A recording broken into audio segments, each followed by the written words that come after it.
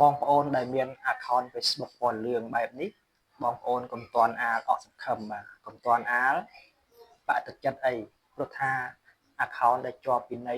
ពណ៌លឿងបែបនេះក៏នៅតែអាចសាងប្រាក់ចំណូលបានធម្មតាទេអញ្ចឹងហើយបងប្អូនកុំតន់អាល